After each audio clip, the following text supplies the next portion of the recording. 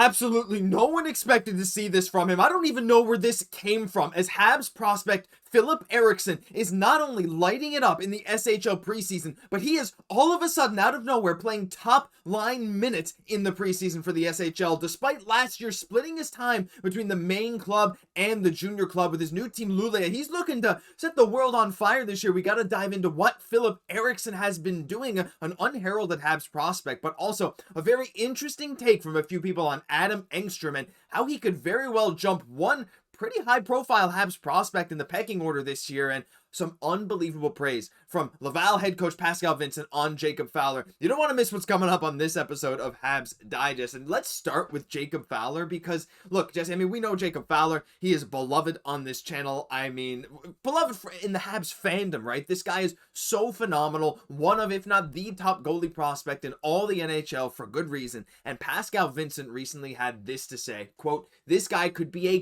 captain. His attitude is phenomenal. I was really impressed with him."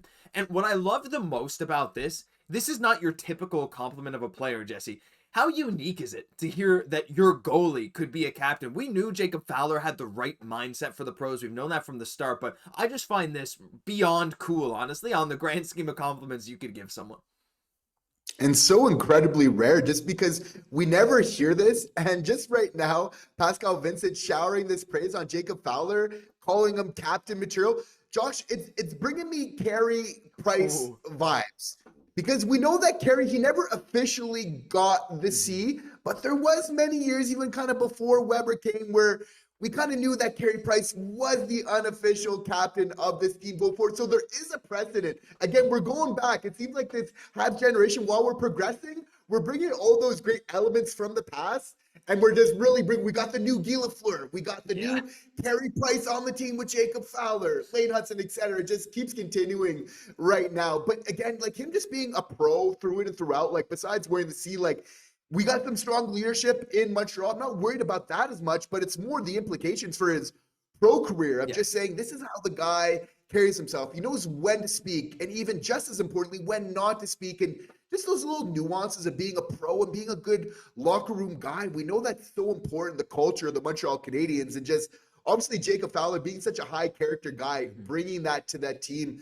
as well. Again, just having that type of leadership, it's nothing but an asset to your organization and really just helps make everybody better around as a result. When you have a guy like Jacob Fowler, it doesn't just affect his play, he affects everybody within his proximity. That's really just the effect of having a guy. And of course, the goal for him right now is for the Laval Rocket to win a Calder next year, which you have to feel Laval Rocket. Strong teams still have a very good chance, especially with Fowler starting it from the beginning. You know, we got you covered this year coming up for that on Habs Digest. But then we know phase 2 is now for Jacob Fowler to win the Calder Trophy next year as Rookie of the Year in the NHL. He's got it all planned out. You know, we just can't wait to see it really come to fruition. And Josh, like, this isn't hyperbole. Like, there's very good chances for all of those. Maybe not for him wearing the C, but good chances for all of those things happening for him. Yeah, and that's so crazy to say. And you make such a good point about Laval. Like, this year, will it be his spot or will it be Kakinen's? I think it's Fowler's spot maybe to lose, or at least his spot to earn. Like, it's him, right? And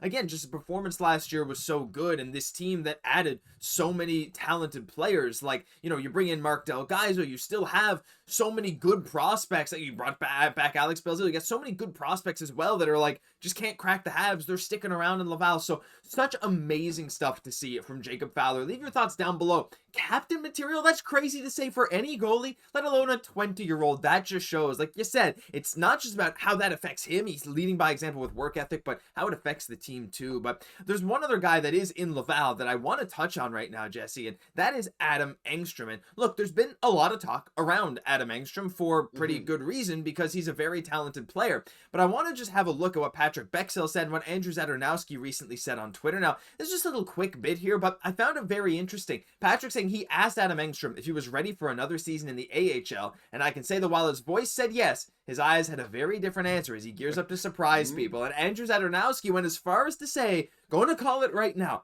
if Engstrom doesn't start the season with the Canadiens, which would be crazy on its own, he'll be the first D-man called up ahead of Reinbacher, citing the fact that Engstrom has had a lot of experience playing on the right side along with the left, and also just a lot more games in his career than David Reinbacher. This is a very spicy take, Jesse, but I really like how there's a lot more praise, I think now, a lot more people noticing just how talented and impactful Adam Engstrom can be this year. I still think this is probably a hot take, and it is Reinbacher's spot to sort of steal from the team, but I don't mind the idea. If you want to give Reinbacher some more reps in the AHL, like, maybe I'm starting to sell myself on this. It's spicy, but like not totally impossible.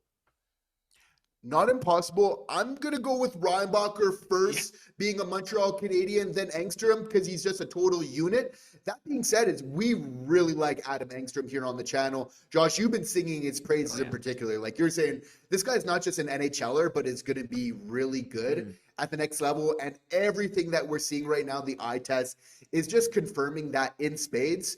I think there's a world, though, where both Reinbacher and Engstrom could get some time as a Montreal Canadian this coming year, which seems crazy, but a very strong world where that actually is the case, especially if a Matheson trade happens. And again, we're not trying to get him out of town. It's just we're trying to find the right fits for the right pairings at the right time right now. And Engstrom is a guy where, like, he could even rise up. Like, for me, this is a guy that could be a second pairing type of guy. He probably will need to work to get there, but I think he's definitely got a lot of potential. Obviously, Reinbacher, I could say very obviously, we know first pairing type of potential, if not that being very, very good. But right now, we got Engstrom, we got Reinbacher, Xhekaj, and Struble all battling for spots. And I mean, like, Xhekaj and Struble can't get too comfortable because Reinbacher's starting to come into the training camps at Mesar, coming forward. It's good. Again, like, their spot isn't as solidified, and they really know it, right? So you have to feel like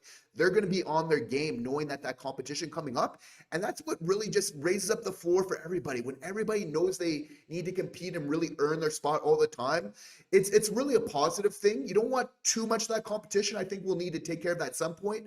But I think that healthy competition, which we're very close to having very shortly, is nothing but positive for this team. And that's something we've been saying for a while, like having, like, almost knowing there's a guy like nipping at your heels, trying to get in there, take your spot. It just lights a fire under you, and it's always a good problem to have until you get too many guys at that point where it's like, okay, something got to give, right? These guys, we can't have them be unhappy. But I love that this is even a discussion right now. Leave your thoughts. What do you think? Do you think there's a world where Adam Engstrom could come to the NHL before David Reinbacher? My gosh, that would be crazy if it happened. But again, like we said, maybe not totally impossible. But another guy I wanted to talk about, Jesse, is another prospect from over in Sweden. And he's a guy who played against Adam Engstrom last year, not this past year, of course, but last year in the SHL playoffs. It was Rogel at the time versus, I think, Vaxio. And that's Filip Eriksson, right? He is a very interesting prospect. A later round draft pick a number of years ago. He switched teams this offseason to Luleå, but what he's been doing in the preseason, crazy. Look at that clap bomb. Like, where did this come from? What an amazing shot there. And let this snipe, a little lower quality, top cheese as well.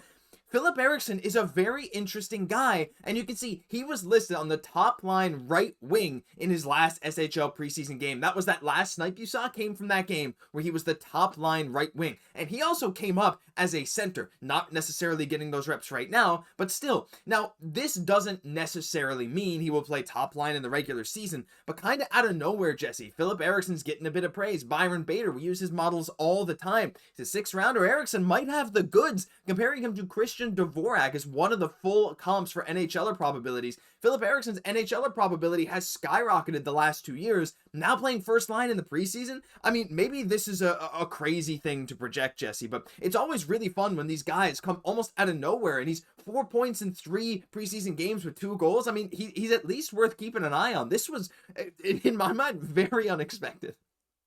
Yeah, and first line, the SHL, not an easy league. Like, it's got us thinking, like, has Kent Hughes, like, pulled another rabbit potentially out of the hat here? Yeah, like, and we're not trying to say that he's a star, but no, if he continues along this path, there could be a way where maybe he ends up becoming that sleeper NHLer here. Because, I mean, like, look at that shot, though, from him that we had. He had to stick about 10 seconds in the air before he really let that rip.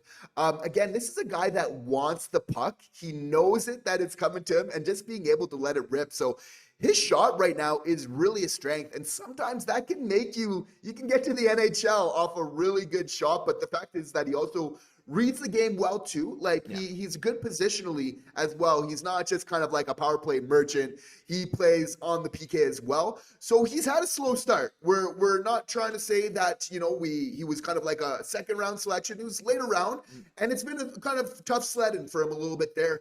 But when we're starting to see these positive signs playing top line in the SHL, again, with that type of shot, that's showing some really good development. And we know obviously with the development of young prospects, it's not always linear. And this is actually par for the course sometimes. Josh, you're giving me PTSD with that Dvorak comp, but I get the point that we're making it to an NHLer, which is, you know, if you're getting a 6th round guy and you're getting an NHLer, the odds are mostly against you at that point in time. So Bader's a very good source for a projection on this. And of course, this is going to be a guy we're going to have to keep an eye on to see how he progresses.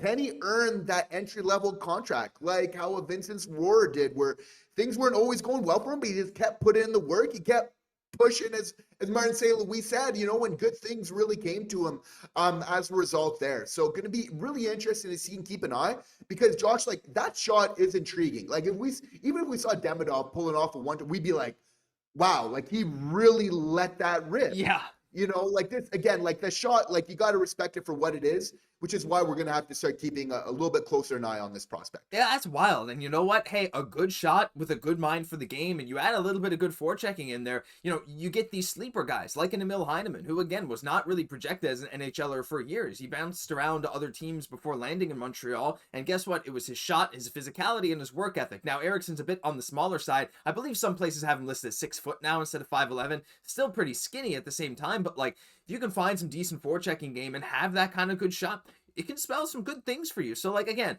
are we saying he's guaranteed to be an NHLer? Far from it. But what we can't ignore is the development right now. He's looking really good in the preseason. He had a bit of a slow year last year, but some more time in the SHL this year is absolutely worth keeping an eye on. If you can get a guy that's even knocking on the door at the NHL in the 6th round, like you said, Jesse, that's a fantastic use of a draft pick. Kent Hughes, Jeff Gordon, they've been doing great. 2023 6th round pick. Keep an eye on Filip Eriksson. But that'll do it for this episode of Habs Digest. Leave your thoughts on all this stuff down below. How do you think Eriksson's going to do? What about Adam Engstrom, Jacob Fowler? We'd love to hear from you. Hey, if you enjoyed as well, just leave a like on the video. We really appreciate you tuning in every single day. I'm Josh Gosse, my co-host, Jesse Poirier. We'll catch you in the next one.